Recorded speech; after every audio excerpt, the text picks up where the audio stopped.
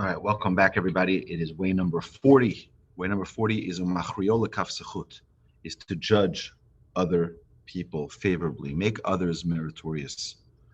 You know, it's an amazing thing. If you look at the words of the Mishnah, so in this Mishnah over here, chapter 6, Mishnah 6 in Ethics of Our Fathers in Pirkei Avot, it says machriol lekaf sechut.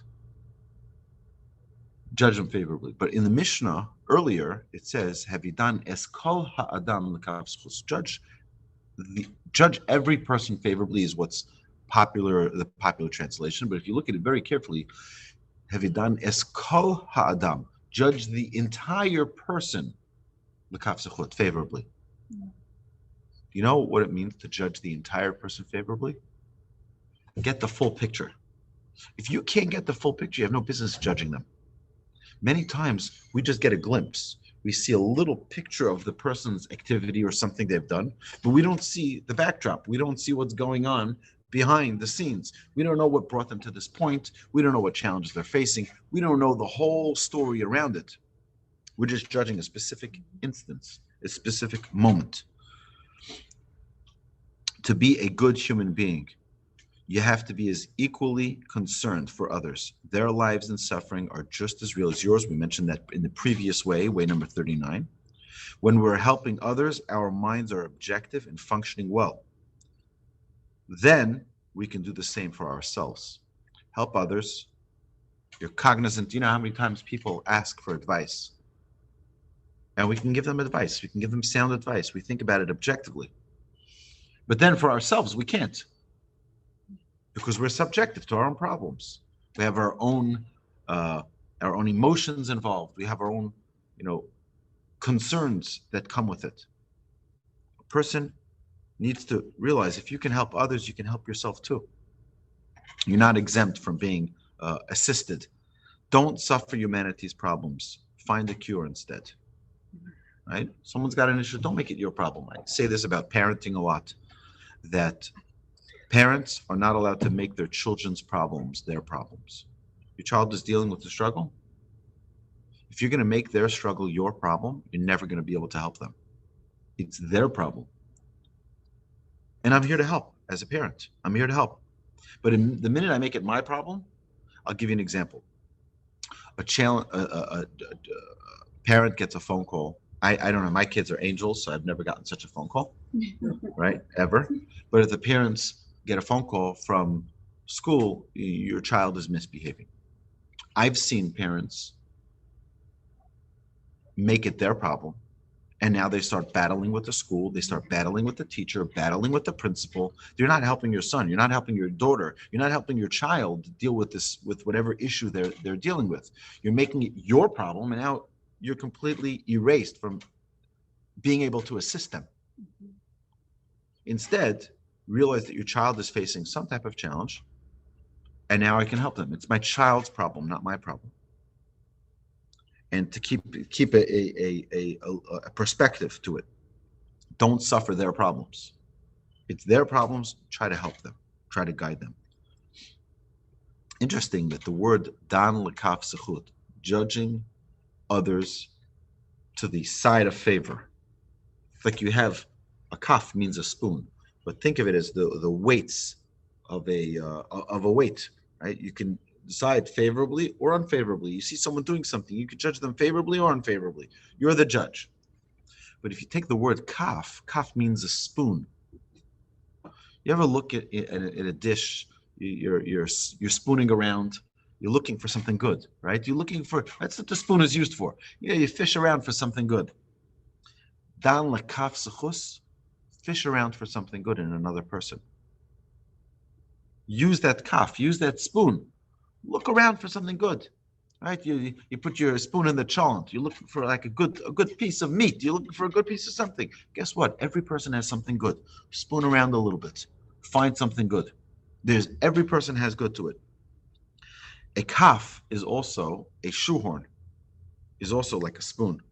Right? It doesn't make the shoe larger or the foot smaller. It just makes it fit. If you try to be dan lekaf zuchos, use, right? Then you'll make it fit as well. Sometimes you're like, the story doesn't fit. It doesn't fit. What do you mean? He's like, I'm gonna just, guess what? Use that shoehorn, make it fit. It doesn't make the person more righteous. It doesn't make the situation more. Make it fit. That's why sometimes we have like, you know, the guy is guilty. I was there. I saw it with my own hands, with my own eyes. I saw it. I saw the person do this. Yeah, but you don't know the full circumstance. I don't need to know the full circumstance. Enough what I saw is guilty. Then you find that one piece of information. I'll give you a story, a great story. It's one of my favorite stories on the topic of judging people favorably. There was a man whose daughter got engaged in Ashdod, one of the cities in Israel. And he went to the rabbi and he shared with the rabbi a concern. He says, look, I get a mazel tov, my daughter got engaged, but I'm broke. I don't know how in the world I'm going to pay for a wedding. So the rabbi's like, we'll see what we can put together as a synagogue to help you out. So the rabbi speaks to a bunch of people and they put together a fund, and they put together a nice sum of money for this person to do a wedding. They come to the wedding and the people are disheartened. It is a star-studded wedding. It is the most gorgeous wedding they've ever seen, with all the lights and the flowers, and the food is top notch. I'm like, what in the world is going on here? This is the same guy we made a fund for, a charity fund, to assist this guy in paying off for his daughter's wedding, and this is the type of wedding he throws? What a chutzpah! People were so mad. People were so upset. The next day, he goes to shul. No one wants to say hello to him. No one wants to wish him. He just made a wedding yesterday. Oh, people come over, say mazel tov, your daughter's wedding yesterday, right? No one's looking at the guy. Everyone with disgust. So he goes to the rabbi. He's like, what's going on here? So what do you mean, what's going on here? You came to me, you told me you couldn't afford to pay for a wedding. We put together a special fund. We gave you this sum of money, and that's the type of wedding you throw? A first-class wedding? So Rabbi, let me tell you the story. He says, I walked into the caterer, and I told the caterer that I needed to make a wedding for my daughter, and these are the funds that I have available. No problem. We'll make a wedding with the funds that you have available. He says, just fill out the application, put out all the information, the groom side, the bride side. You put all the information, the date, the time, everything. They do that. They fill out the information. He says, 1 second. What's your last name? He says, so-and-so, whatever it is, Goldstein, right? He says, Goldstein from where? He says, where's your father from? He says, my father's from this and this town in Poland. He says, 1 second, your father is so-and-so? He says, yeah. From that shtetl? He says, yeah. He says, I don't believe it. He says, your father single-handedly saved my father's life during the Holocaust. I've been looking for a way to repay the family of this person for saving my father's life. He says, whatever money you have, it's fine. I'm doing the wedding. I'm taking care of everything from here on. And the man says to the rabbi, he says, I walked into the wedding. I was shocked myself. I was embarrassed myself. For whatever the fund was able to put together is what I gave the rabbi, is what I gave the caterer. But the caterer decided he's going to go all out. And he's going to make this the nicest wedding to show his gratitude and his thanks for my father saving his father's life. So you're right. You walk into that wedding, you're like, this is disgusting. What type of things? I saw it with my own eyes. But we don't know the backdrop of the story. We don't know what's really going on behind the scenes. So the rabbi, of course, got up from the pulpit that Shabbos and he says, look, we all need to do teshuvah. Because the Mishnah tells us we have to judge every person favorably. Here is our lesson. This is what we need to know. What everyone here didn't know about that wedding this week is what you need to know. And he shared that information.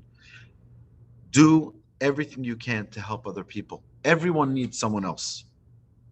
Feel your responsibility. The buck stops here with me. I'm the one who decides how we judge other people. Judge the whole person favorably. Take everything into consideration, not just the specific instance. My dear friends, have an amazing Shabbos. Thank you so much for coming, and thank you so much for listening. You always need a Paul Harvey to tell the rest of the story. That's right. Something Yeah. else, Shabbat something else shalom, the Rabbi. millennials don't know about. To Judah.